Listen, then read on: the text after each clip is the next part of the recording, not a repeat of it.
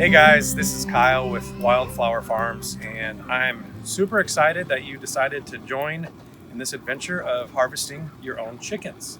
Now, my family and I have been doing this on our own farm for a few years now, and we absolutely love it. It is a lot of work, but the reward of having a freezer full of your own chickens that you raised, that you know were treated and dealt with humanely, that honestly had a lot better life than being bred in some giant warehouse. It's very rewarding. So I'm very excited that you joined us today, and I'm going to walk you through step by step everything that you need to do to be prepared to harvest your own chickens. So the night before the day that you want to process your chickens, you're going to want to cut off all food to your chickens. The reason is because they store their food in their little gullet pouch thing, and you don't want to be dealing with that as you're processing your meat.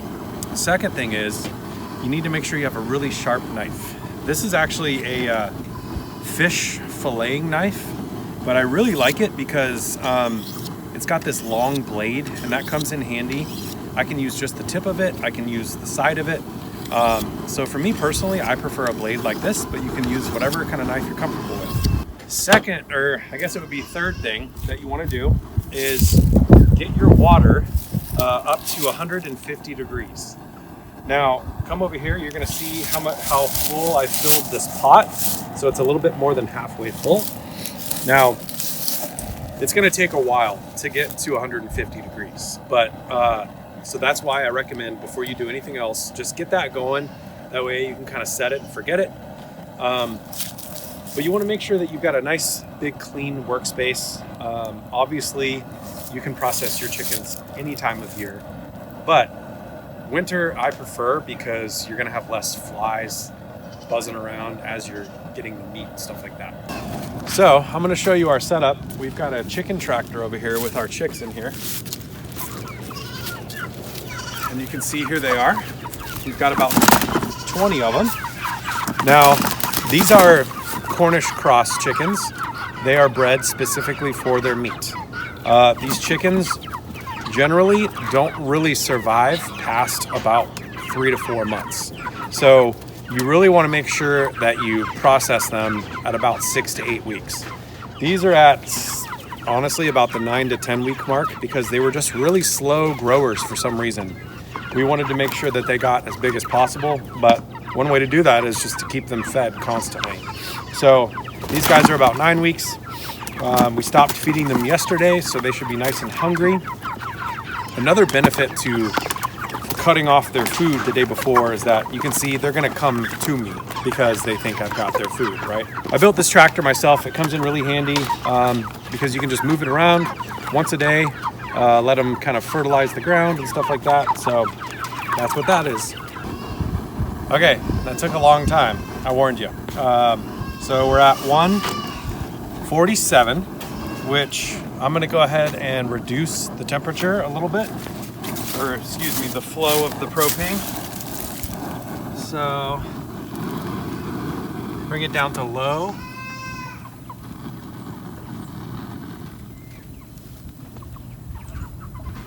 That's probably pretty good. And I'm gonna go grab my first chick. So follow me. Who's our first victim? Let's see, this guy looks pretty big. Okay, now you can carry them a couple different ways. He's kind of freaking out, so I like to hold down the wings so that they don't flap around and freak out. Let's go take them over to our comb.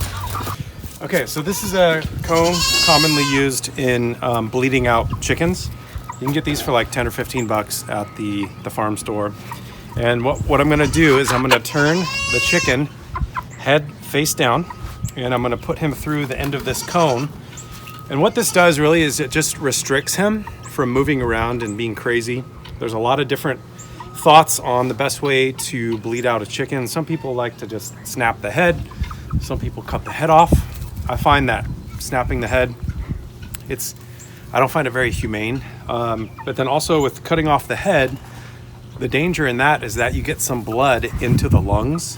What you want to do is drain all the blood out of the body and not get it back into the body. So we don't want that either. So I'm gonna show you what I like to do.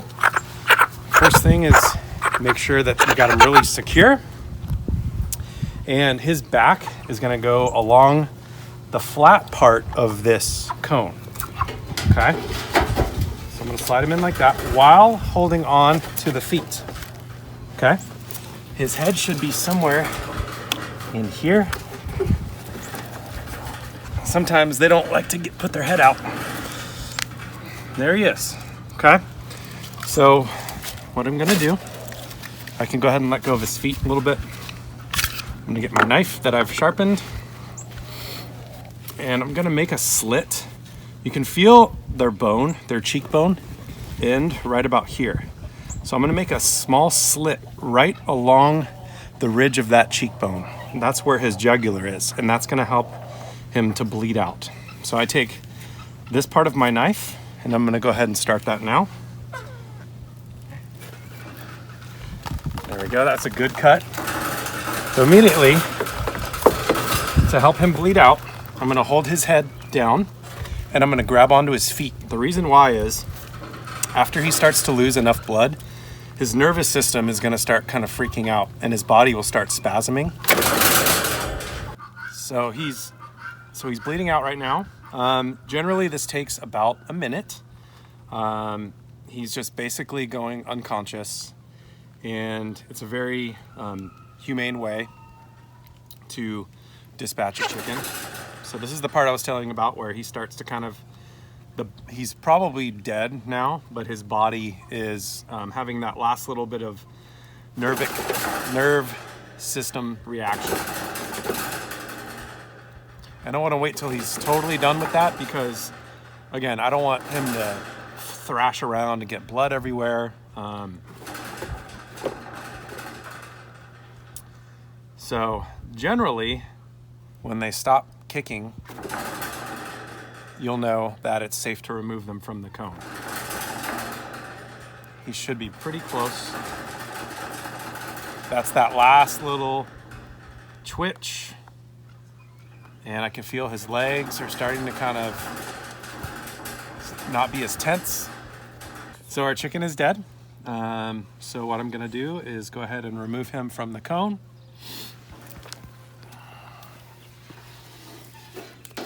Yep, he's gone. He's not twitching, he's not tense anymore. So this guy's good to go. Okay, so you remember that water that we were prepping earlier? Well, the reason that we're doing that is because we're gonna dunk our chicken, submerge him completely into that water.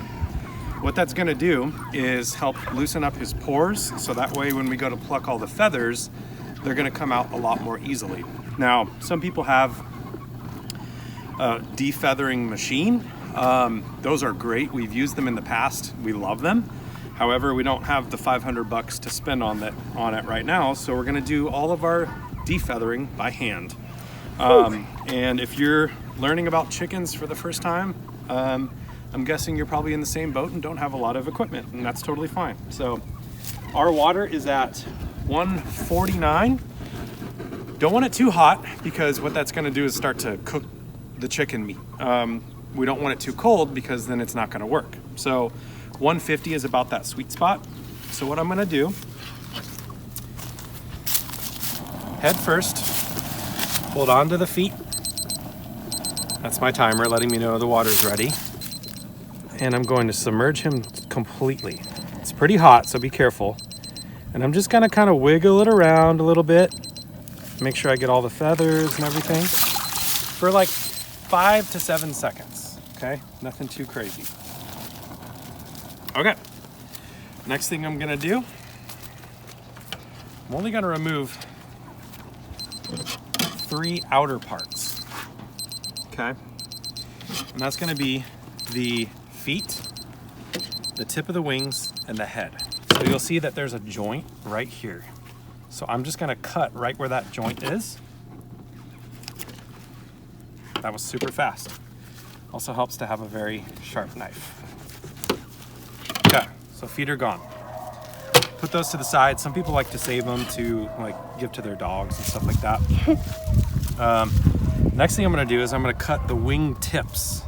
So again, just like with the feet, there's a joint right here where the tip of the wing meets the main part of the wing. I'm gonna cut along that joint. There it is. Wing tip. Same thing to the other side. Joint. Make sure you don't cut yourself.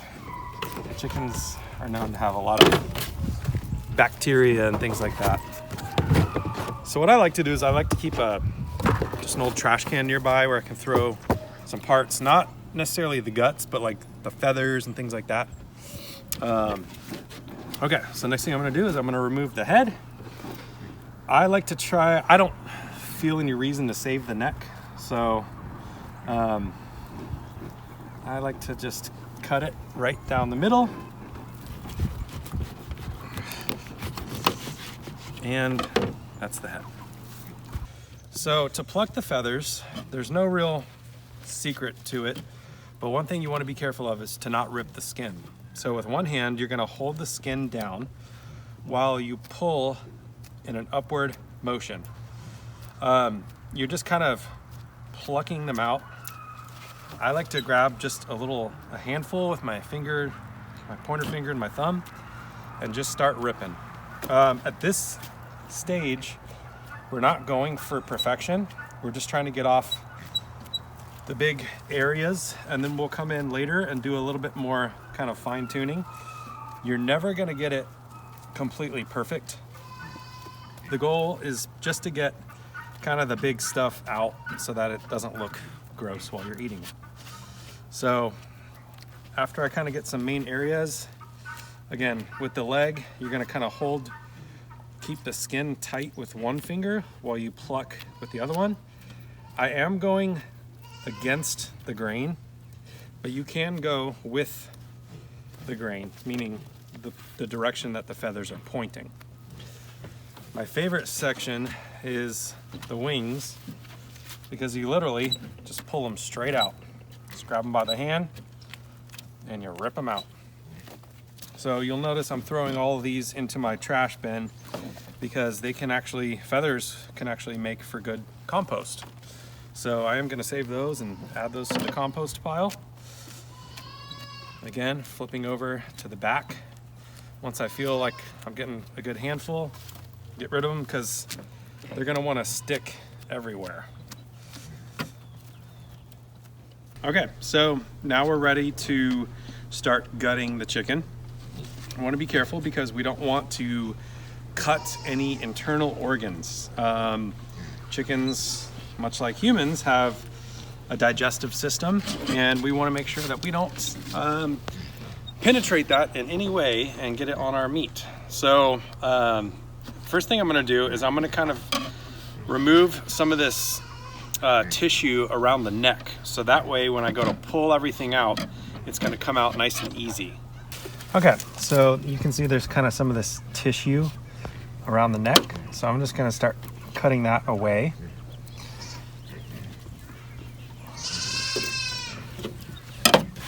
Flip it over and do the other side. Now, because I didn't feed them last night, I don't really have to worry about their gullet so much, but it is, for reference, kind of right in here. So when I pull everything out, it should come with it. Okay, so now what I'm gonna do is I'm gonna create an opening so that way I can pull the guts out.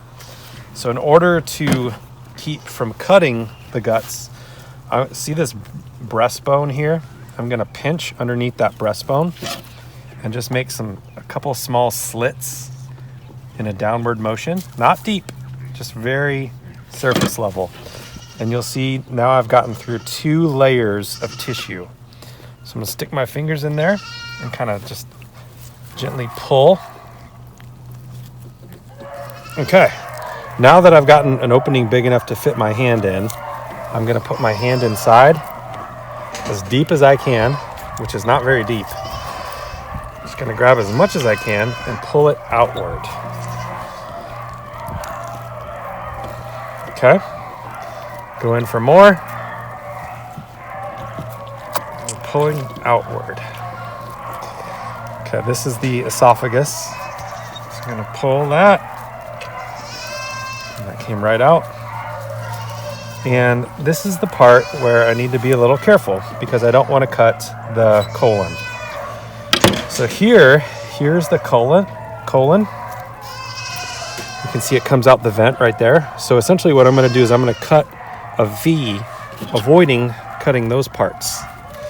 So starting with some of the skin on the side, I'm going to cut down, and it's pretty easy because there's a bone that comes here. So you can just follow that bone all the way down. Same with the other side. Grab that skin, follow that bone all the way down. And now I'm ready to, I personally don't really like to save the tail. So I'm just gonna cut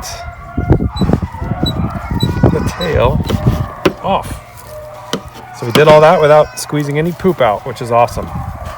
Now, there are some things in here that people like to save. This is the liver. You need to be very careful when you cut off the liver. This sac right here has some green, almost like bile. You do not want to cut that. But there you go. There's the liver. You can save that, give it to your dog.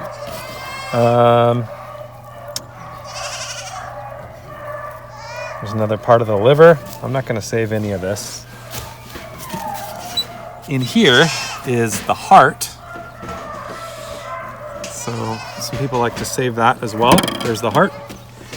So I'm going to continue to use my fingers and scrape out all this tissue and stuff as best as I can. Again, it's not going to be perfect, but the biggest thing that I want to get out are the lungs.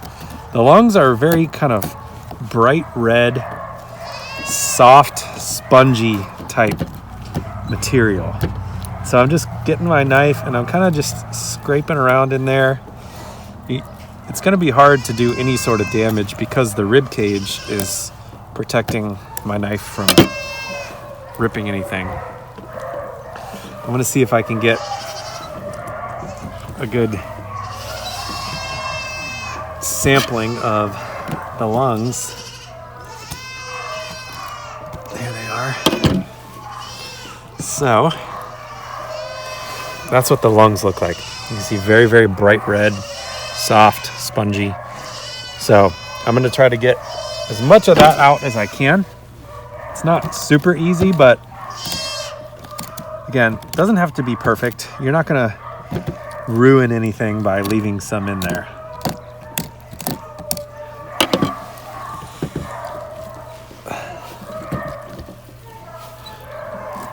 Okay, I think we've gotten out just about as much as we can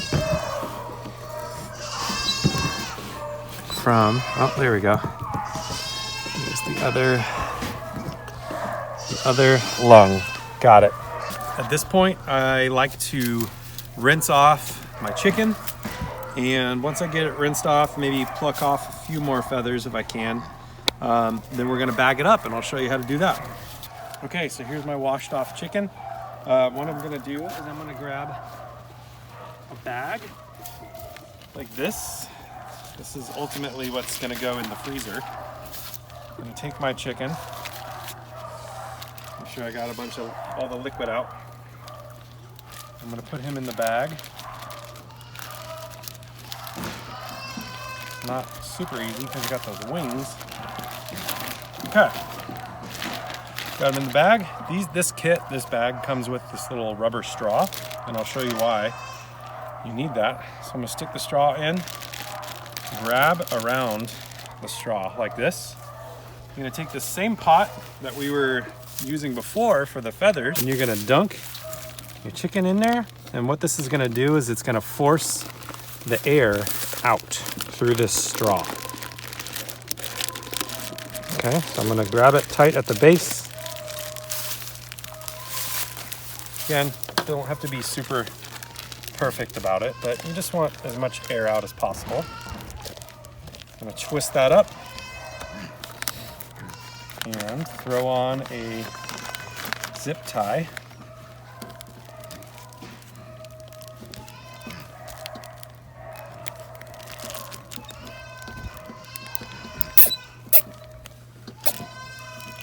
All right. Now, before we can put this in the freezer, we need to let it cool off. The worst thing that we could do is have this hot, warm piece of meat in there, potentially melting other stuff. So what we're gonna do is gonna put it into a cooler that's filled with ice cold water. Okay, you can stop recording. Okay, so I've already got one in here, cooling off. I'm gonna put this one in. Kind of just make sure that the edge of this bag pinched so that way it doesn't fully submerge and get water in the bag. Well, that's about it for today's lesson on how to process and harvest your own meat birds. I really appreciate you joining me today, and hopefully you learned a lot, and wishing you the best of luck on your adventure on raising your own chickens. Thanks.